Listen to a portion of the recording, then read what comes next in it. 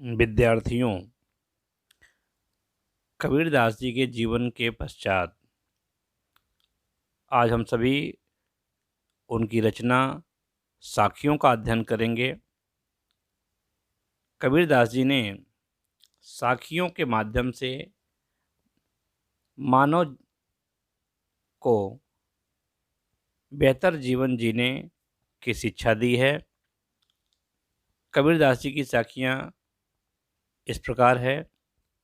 मान सरोवर सुभर जल हंसा केली कराही, मुक्ता फल मुक्ता चुंगे अब उड़ी अनंत न जाय। विद्यार्थियों, प्रस्तुत साखी में जो कठिन शब्द हैं वो मानसरोवर शब्द का अर्थ है मानव चेतना का वह परम बिंदु जहाँ साधक आनंद को प्राप्त कर भाव विभोर हो जाता है। सुभर शब्द का अर्थ है स्वच्छ, किंतु कबीर के यहाँ पूरी तरह भरा हुआ के अर्थ में प्रयुक्त हुआ है। हंसा शब्द का अर्थ है हंस। मुक्ता फल हंस का एक पर्यायवाची है। मुक्ता शब्द का अर्थ है मोती। अनत माने अन्यत्र अथवा और कहीं।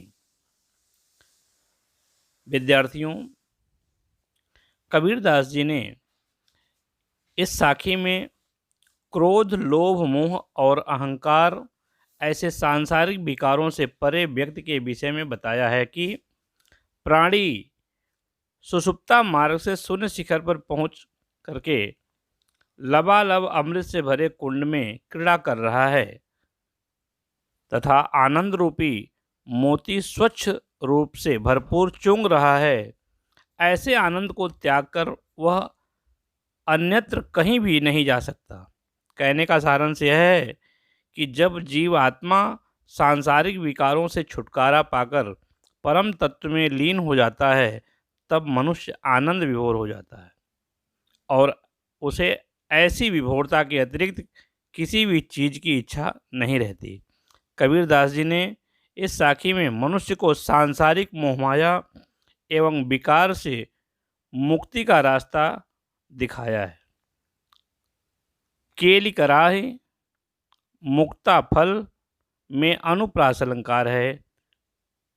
परम ब्रह्म में लीन होने के परम आनंद का त्याग मनुष्य नहीं कर सकता।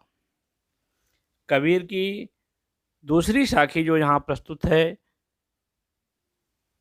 प्रेमी ढूंढत मैं फिरो प्रेमी मिले न कोई, प्रेमी को प्रेमी मिले सब विष अमृत होय। इस प्रस्तुत साखी में प्रेमी शब्द का अर्थ कबीरदास ने ईश्वर से लिया है पहले अर्थ में, और दूसरे अर्थ में भक्त के रूप में लिया है। फिरो शब्द का अर्थ है फिरता हूं। कबीरदास जी कहते हैं कि वह भी ऐसा प्रेमी जो स्वयं अपने प्रेम को ढूंढता फिर रहा है। प्रेमी की खोज में लगे कबीर कहते हैं कि मैं इस संसार में घूम घूम कर एक सच्चे प्रेमी को खोज रहा हूँ, पर मुझे सच्चाई से प्रेम करने वाला मनुष्य मिलता ही नहीं। उनका पूर्ण विश्वास है कि जिस दिन वास्तव में प्रेम करने वाले किसी प्रेमी व्यक्ति से मिलेगा तो पूरे का पूरा विष अमृत में परिवर्तित हो जाएगा, यानी जो मन के भीतर की छटपटाहट है, हृदय में जो व्याकुलता है, वो सब समाप्त हो जाएगी।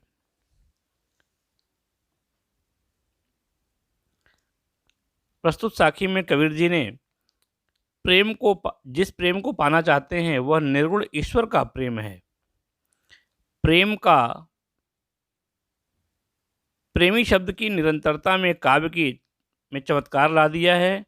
प्रेमियों का प्रेम पूर्ण सुखद मिलन प्रतिकूल को भी अनुकूलता की अनुभूति ला करके सुख का अनुभव करा देता है। विद्यार्थियों, अगली साखी इस प्रकार है।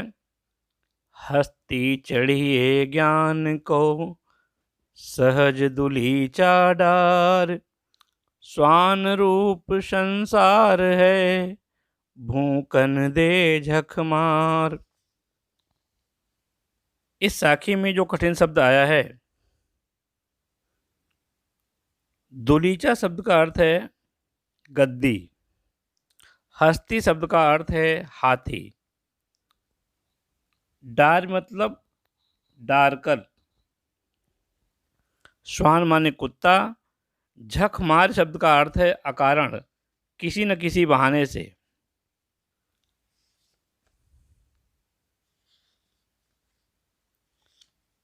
विद्यार्थियों, कबीरदास जी इस साखी में कहते हैं कि हे मनुष्य, यदि तुम ज्ञान रूपी हाथी पर चढ़ना चाहते हो तो सहजता का दुलीचा डालकर ही तुम्हें ज्ञान प्राप्त हो सकता है। इसका कारण यह है कि यह संसार एक कुत्ते के समान है जो मौका मिलते ही भौंकने लगता है। कहने का अर्थ है कि ज्ञानी का ज्ञान प्राप्त करने की इच्छा रखने वाले को अहंकार को त्याग कर ही इस मार्ग में अग्रसर होना चाहिए। कबीरदास जी ने ज्ञानी को सहज भाव से अपनाने की यहाँ शिक्षा दी गई है। संसार ज्ञानियों पर व्यंग अथवा कटाक्ष करने वाला है, यही यहाँ कबीर ने समझाया है। झक मारना मुहावरा अति सुंदरता से प्रयुक्त हुआ है। पखा पखी के कारणे सब जग रहा भुलान, निरपख होई के हरि भजे सोई संत सुजान। विद्यार्थियों, प्रस्तुत साखी में पखा पखी जो शब्द है उसका अर्थ है पक्ष और विपक्ष। कारणे शब्द का अर्थ है कारण, निरपक्ष शब्द का अर्थ है निष्पक्ष, सुजान का अर्थ है चतुर। विद्यार्थियों, कबीरदास जी ने सभी सांसारिक मनुष्यों के बारे में बताया है कि मनुष्य पक्ष और विपक्ष के झमेलों में उलझकर भटक गए हैं, अर्थात मनुष्य अपने जीवन के यथार्थ लक्ष्य से विमुख हो गया है। आगे कहते हैं कि किसी की बातों में भ्रमित न होकर निष्पक्ष मन से ज्ञानी केवल ईश्वर का गुणगान अर्थात भजन करता है और ईश्वर के पक्ष में ही लीन रहता है, अर्थात इस संसार में किसी के पक्ष या विपक्ष में न पड़ करके जो मनुष्य ईश्वर के सच्चे गुणगान और भजन में रहता है वही सज्जन या संत कहलाने का सच्चा हकदार है। कबीरदास जी भक्ति करने वाले को बिना भेद के सज्जन की संज्ञा से विभूषित किया है। सोई संत सुजान में अनुप्रास अलंकार का बोध होता है। हिंदू मुआ राम कही मुसलमान खुदाई, कहे कबीर सो जीवता जो दो के निकट न जाए। इस साखी में कबीरदास जी बताते हैं कि हिंदू राम राम और मुसलमान खुदा खुदा रटते हुए अपने आप को सीमित वृत्त में बांधकर नष्ट हो गए हैं। वास्तव में जीवित वह व्यक्ति है जो ईश्वर और खुदा के भेदभाव और अंतर में न पड़कर अद्वैतता में छिपे मतलब को देखता है। विचारों की इस भेदभावपूर्ण सोच से ऊपर उठना ही सार्थक जीवन का सत्य है। कबीर ने ईश्वर को खुदा शब्दों की भिन्नता को अभिन्नता में बदल दिया है। हिंदू मुसलमानों के परस्पर विरोधी विचारों को उजागर किया है। विद्यार्थियों, कबीरदास जी का अगली साखी इस प्रकार है। काबा फिर काशी भया, राम ही भया रहीम, मोट चून मैदा भया, बैठ कबीरा जीम। कबीरदास जी ने इस साखी में बताया है कि संप्रदायों के विवाद से हटकर बीच का मार्ग अपनाने से काबा काशी और राम रहीम में परिणित हो जाता है। भेदभाव का मोटा आटा स्वतः मैदा बन जाता है और वे कहते हैं कि कबीर तो इस भेदभाव रहित मैदे का भोजन ग्रहण करना और इसके विपरीत भेदभाव के चक्कर में मत पड़ना। उन्होंने राम और रहीम, काबा और काशी को अंतरहीन बताया है, सभी संप्रदायों के मतांतरों को समाप्त करने का प्रयास किया है। इस पाठ की अंतिम साखी इस प्रकार है। ऊंचे कुल का जन्मिया जे करनी ऊंच न होय, शुभरन कलश सुरा भरा साधु निंदा सोय।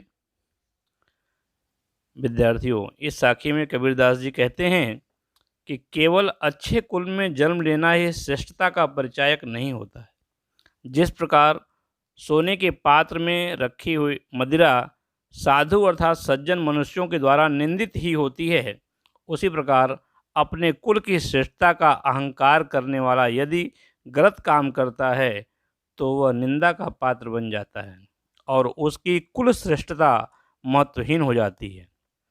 कबीरदास जी ने बताया है कि श्रेष्ठ कुल में जन्म श्रेष्ठता का परिचायक नहीं होता, वरन मनुष्य को कार्य में श्रेष्ठता होनी चाहिए।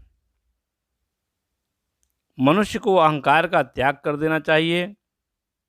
प्रस्तुत काव्यांश की भाषा शतुक्कड़ी है। विद्यार्थियों, आज कबीर की साखियाँ एवं शब्द का यह पाठ समाप्त होता है। पाठ में दिए गए प्रश्नोत्तर का अभ्यास अगले व्याख्यान में प्रस्तुत किया जाएगा। धन्यवाद।